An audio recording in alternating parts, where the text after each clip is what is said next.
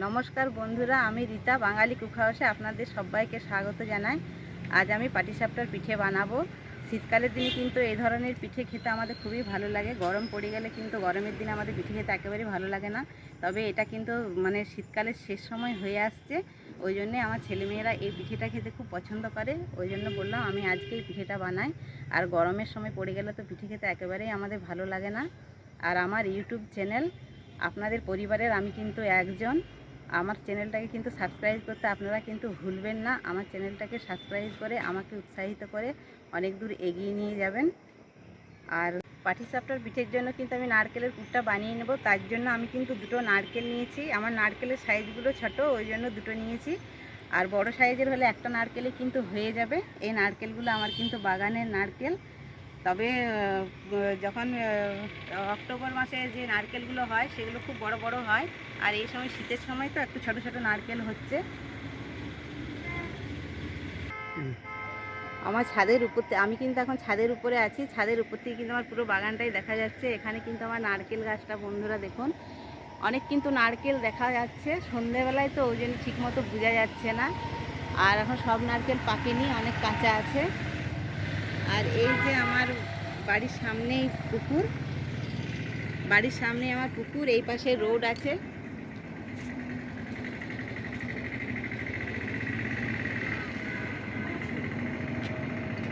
এই যে আমার বাড়ির সামনে পুকুর, আর এই পাশে যে আমাদের রোড। আমার বাড়ির সামনে কিন্তু আমাদের রাস্তা, মেন রোড। আর এই যে আমাদের সামনে পুকুর, এই পুকুরে কিন্তু অনেক মাছ হয়। সরস্বতী পুজোর সময় কিন্তু এই পুকুরে মাছ ধরা হয়। এই বছর বর্ষা ঠিকমতো হয়নি বলেই কিন্তু পুকুরটা আমাদের ঠিকমতো ভরেনি। তো জানি না কীরকম কী মাছ বেরোবে। সরস্বতী পুজোর সময় আমাদের পুকুরে কিন্তু মাছ ধরা হয়।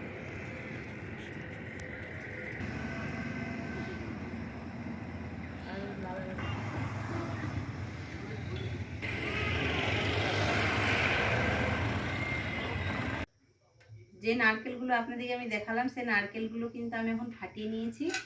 এই নারকেলগুলো আমি এখন একটা একটা করে কুড়ে নেব। কুড়ে নারকেলের পুরটা কিন্তু বানিয়ে নেব। এইভাবে নারকেলটা আমি কিন্তু কুড়ে নেব।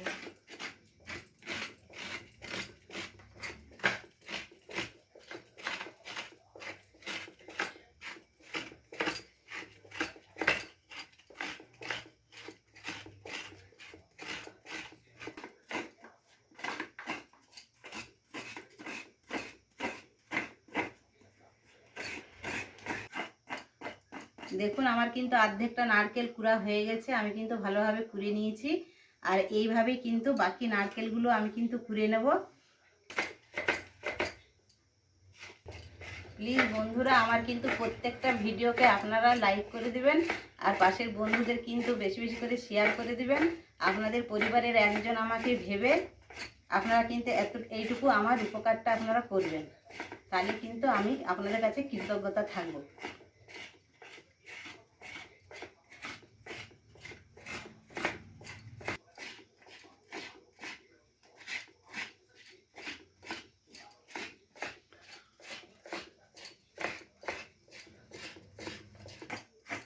এই যে বন্ধুরা, আমার নারকেলগুলো কিন্তু সব কুড়া হয়ে গেছে। আমি দুটো নারকেলে ভালোভাবে কিন্তু কুড়ে নিয়েছি। এই যে আমার এতটা কুড়া হয়েছে। এবার আমি নারকেলের পুরটা বানিয়ে নেব। আমি গ্যাসের মধ্যে কড়াই বসিয়ে দিয়েছি। আমার কড়াইটা গরম হয়ে গেছে। আমি এবারে নারকেল কুড়াটা কড়াইয়ের মধ্যে দিয়ে দেবো।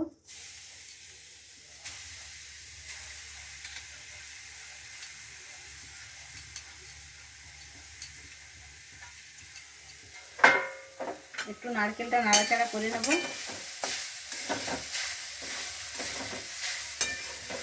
এবার আমি কিন্তু এখানে আখের গুড় নিয়েছি। এখানে আমি কিন্তু ওই নারকেলের মধ্যে আখের গুড় দিয়ে দেবো। আপনারা চাইলে কিন্তু খেজুরের গুড় দিতে পারেন।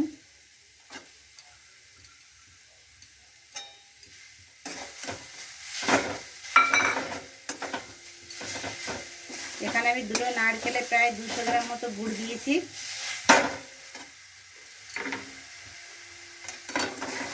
এইভাবে আমি কিন্তু নারকেলের পুরটা বানিয়ে নেব।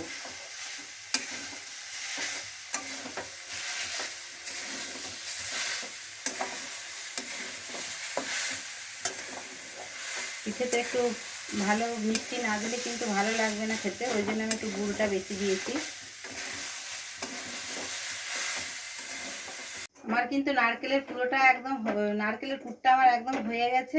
দেখুন বন্ধুরা কি সুন্দর আমার নারকেলের পুরটা হয়েছে। এবার আমি কিন্তু গ্যাসটা অফ করে দেব, আর একটা প্লেটের মধ্যে আমি কিন্তু নারকেলের পুরটা নামিয়ে নেব।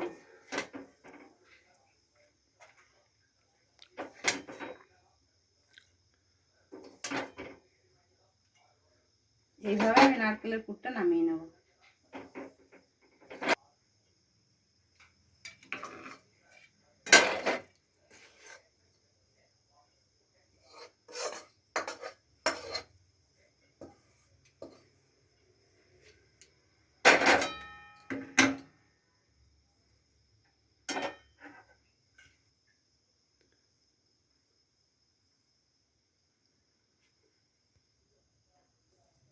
এই যে দেখুন বন্ধুরা, আমি কিন্তু চালের গুঁড়ো নিয়ে নিয়েছি এখানে, আর এখানে আমি সুজি কিন্তু গুঁড়ো করে নিয়েছি, আর এখানে আমি ময়দা নিয়েছি। তো চালের গুঁড়োর কিন্তু আমি পরিমাপটা বেশি নিয়েছি, এখানে 400 গ্রাম মতো চালের গুঁড়ো আছে।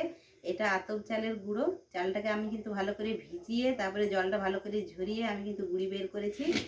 আর এই সুজিটাকেও কিন্তু আমি একদম মিহিভাবে বেটে নিয়েছি, ভালোভাবে একদম যেরকম চালের গুঁড়োটা সেরকম এই সুজিটাও আমি কিন্তু ভালো করে গুঁড়ো করে নিয়েছি। আর এখানে ময়দা। তো 400 গ্রাম চালে আমার 100 গ্রাম সুজি আছে, আর 200 গ্রাম মতো আমার ময়দা আছে। তো এই কড়াইয়ের মধ্যে আমি কিন্তু ঢেলে নেব, ব্যাটারটা কিন্তু এই কড়াইয়ের মধ্যে কিন্তু আমি করে নেব।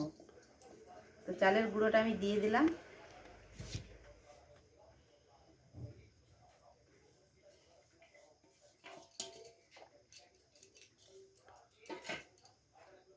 এখানে আমি সুজিটা দিয়ে দিলাম, আর এখানে আমি ময়দাটাও কিন্তু দিয়ে দিলাম। দিয়ে এগুলো ভালোভাবে আমি কিন্তু মিক্স করে নেব, আর স্বাদ মতো এখানে লবণ দিয়ে নেব। আমি এই পাটিসাপটায় কিন্তু চালের পরিমাণটাই বেশি দিয়েছি। এই যে স্বাদ মতো আমি লবণ দিয়ে নিলাম।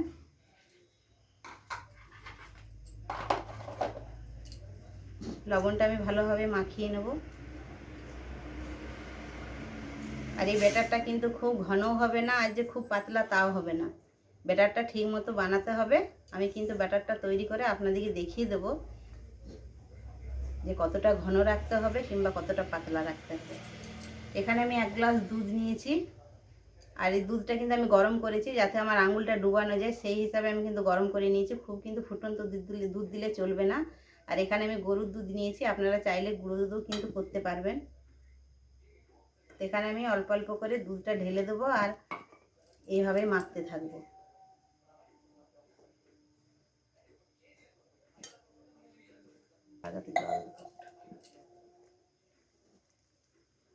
এখন চালাই না। এই যে বন্ধুরা, আমি কিন্তু ব্যাটারটা এইভাবে করে নিয়েছি, তৈরি করে নিয়েছি। দেখুন, খুব বেশি ঘনও না আর খুব বেশি পাতলাও না, এইভাবে কিন্তু করে নিতে হবে। আর আমি একটা মিক্স করে ফেলেছিলাম, এইটার মধ্যে কিন্তু আমি চিনি দিতে হবে। আমি 2 চামচের মতো চিনি কিন্তু একটু দিয়ে নিচ্ছি ব্যাটারটার মধ্যে। খুব বেশি মিষ্টি দিলে কিন্তু চলবে না, এতে কম পরিমাণে কিন্তু ব্যাটারটার মধ্যে মিষ্টি দিতে হবে। তো তাই আমি একটু চিনি দিয়ে নিলাম। আর এইভাবেই কিন্তু ব্যাটারটাকে ভালোভাবে আমাদেরকে বানিয়ে নিতে হবে। তাহলে কিন্তু পাটিসাপটাগুলো খুব ভালো নরম তুলতুলে হবে, খেতেও কিন্তু খুব সুন্দর লাগবে।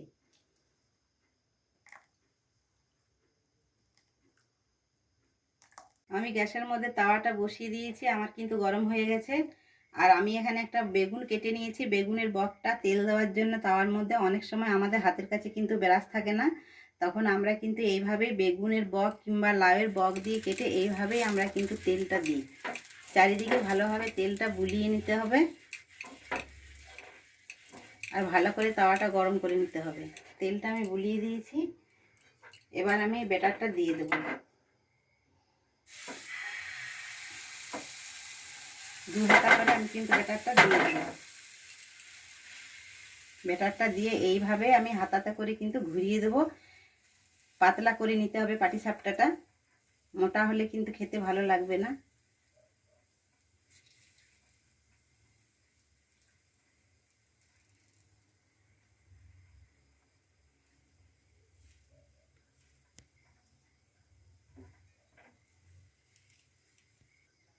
আমার পাটিসাপটাটা পুরো হয়ে গেছে, দেখুন উপরটা শুকিয়ে গেছে। এবার আমি নারকেলের যে পুরটা বানিয়েছি সেই নারকেলের পুরটা কিন্তু আমি এইভাবে দিয়ে নেব।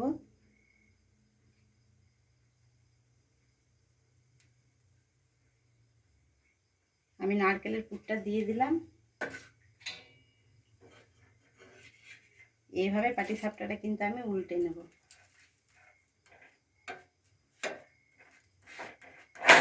উল্টে পাল্টে ভালো করে ভেজে নেব যাতে আমার কাঁচা ভাব না থাকে।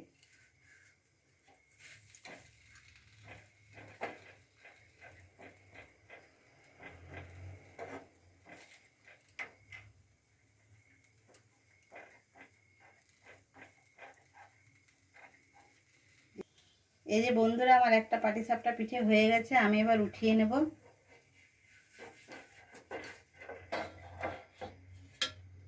আরেকটা আমি বানিয়ে নেব, আপনাদেরকে দেখিয়ে দেবো আরেকটা বানিয়ে আমি। আবার আমি তাওয়ার মধ্যে তেল দিয়ে দিচ্ছি এইভাবে। তেলটা দিয়ে দিলাম, আবার 2 হাতা ব্যাটারটা দিয়ে দিলাম।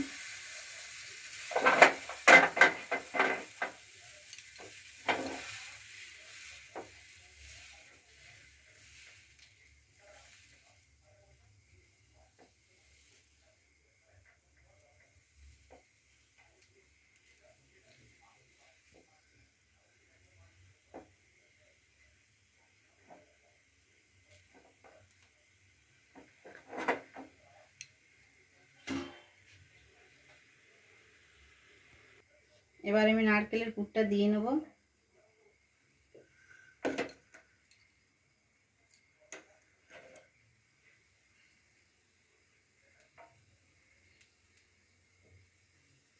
একটু বেশি করে নারকেলের পুরটা দিতে হবে, নইলে কিন্তু খেতে ভালো লাগবে না।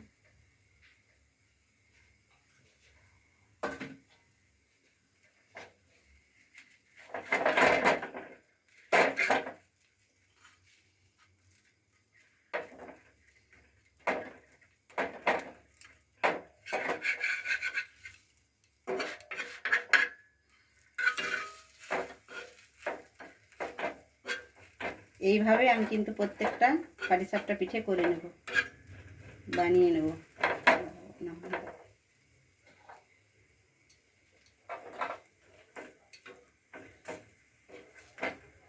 আর পাটিসাপটা পিঠে তো বানিয়ে অনেকেই বাড়িতে বানিয়ে খান। তো আমার পাটিসাপটা বানানো আপনাদের কেমন লাগলো আমাকে কিন্তু কমেন্টের মাধ্যমে জানাবেন। সবাই তো সব রকম রান্না জানে।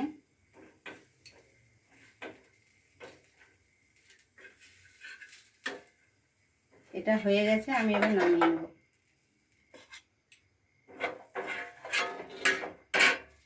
দেখুন বন্ধুরা, এইভাবে কিন্তু আমি সব পাটিসাপটা পিঠেগুলো করে নেব। দেখুন বন্ধুরা, আমি পাটিসাপটাগুলো এইভাবে সব বানিয়ে নিলাম। আমার কিন্তু পাটিসাপটাগুলো সব হয়ে গেল। আমি এবার গ্যাসটা অফ করে দেব। গ্যাসটা অফ করে দিলাম, আর এই থালার মধ্যে আমি কিন্তু তুলে নিলাম। কি সুন্দর দেখুন আমার পাটিসাপটা হয়েছে, একদম তুলতুলে নরম, খেতে কিন্তু দারুণ লাগবে এটা। আমার কিন্তু পাটিসাপটাগুলো সব তৈরি হয়ে গেল। আমি এখানে নিয়ে চলে এসেছি। দেখুন কি সুন্দর পাটিসাপটাগুলো দেখতে লাগছে, একদম নরম তুলতুলে পাটিসাপটা হয়েছে, খেতে কিন্তু এগুলো দারুণ লাগবে। আমি একটা ভেঙে দেখাচ্ছি আপনাদেরকে। দেখুন বন্ধুরা, ভিতরটা কত সুন্দর লাগছে দেখতে, কি সুন্দর আমার হয়েছে। এটা খেতে কিন্তু দারুণ লাগবে, আপনারাও কিন্তু এইভাবে বানিয়ে খাবেন। আর আমার আজকের রেসিপিটা আপনাদের কেমন লাগলো, ভালো যদি লাগে তাহলে একটা লাইক, কমেন্ট আর পাশের বন্ধুদের বেশি বেশি করে শেয়ার করে দিবেন। আর প্লিজ আমার চ্যানেলটাকে সাবস্ক্রাইব করবেন। সাবস্ক্রাইব করতে কিন্তু আমার চ্যানেলটাকে ভুলবেন না। আপনারা যদি সাবস্ক্রাইব করেন তাহলে কিন্তু আমার উৎসাহ বাড়বে, আমার ভিডিওগুলো কিন্তু আবার অনেক দূর এগিয়ে যাবে। আর আপনারা ভালো থাকুন, সুস্থ থাকুন। আমি এখানে ভিডিওটা শেষ করছি। নমস্কার।